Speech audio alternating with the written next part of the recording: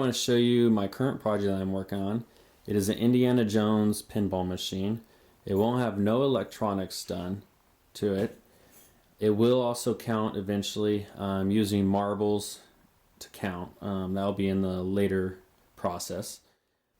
The box will also be painted. It has a little bit of patchwork that I already did to it and sanded. It just needs to be painted. Don't know what color paint yet, either white or black or who knows which color. Unsure yet. The flappers right here, since it's not going to have no electronics, it's going to be done with a piece of wood, pretty much pushing in on it with a rubber band underneath. It's the same design as Italian's design, link provided right here. Also, I made plexiglass 1/4 inch thick arms. Underneath it'll have a picture, so that way it gives a little bit more graphics under here. Right here I have rubber bands. They'll probably be, I'll be probably using a pinball machine rubber band around here. Unsure right now what I'll be using, but right now it's rubber bands, works fine. This is my plunger.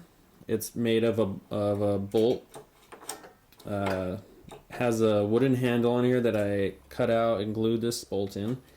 The two springs are actual pinball machine plunger springs that I use. I could have used any other springs, but I just used this.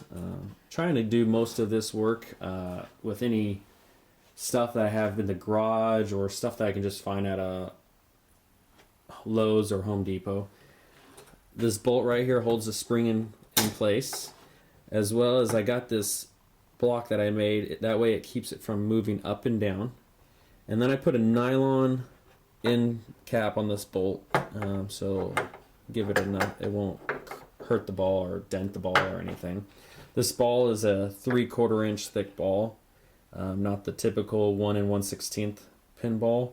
The main reason for that is that I need to have enough power to shoot all the way up this pinball machine. Most homemade pinball machines are not this large, they're smaller ones, so you don't need as much force going up ramps and stuff. This is a 2 by 4 foot pinball machine. So you got the plunge there, the channel right here. Once the pinball comes out, the pinball cannot go in. Right here, example.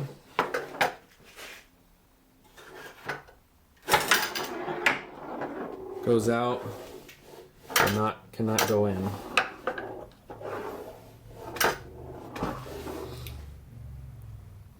Also, this is how much it bounces off of these. So, pretty bouncy.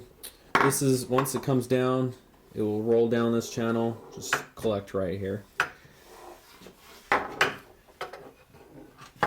Also, I bought this mountain, Indiana Jones mountain.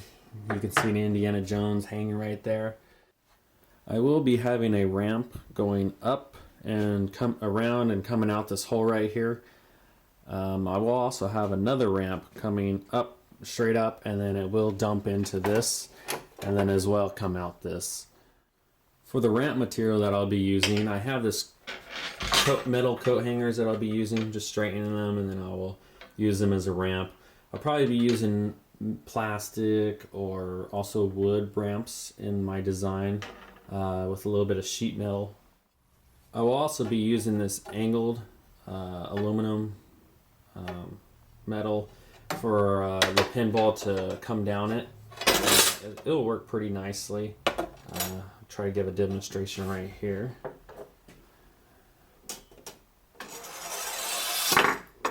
Just like that. So it'll work pretty nice on that. I will also be using some multi-ball function.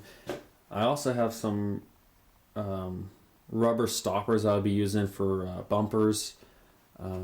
Unfortunately, with a smaller pinball, you can't really use the actual pinball bumpers because it's a little too small for that. It'll probably hit the plastic or it won't bounce that good. These are the rubber stoppers that I found at Lowe's that I'll be using as bumpers. Just one of the designs that I'll be using. I'll probably be using as well as a dowel rod with a rubber band around it. That'll create a good cushion as well. So there will be some sheet metal edging around here that'll probably go with the pinball machine, so that way it gets a nice flow. But currently I have just ideas that I'm trying to think of right now.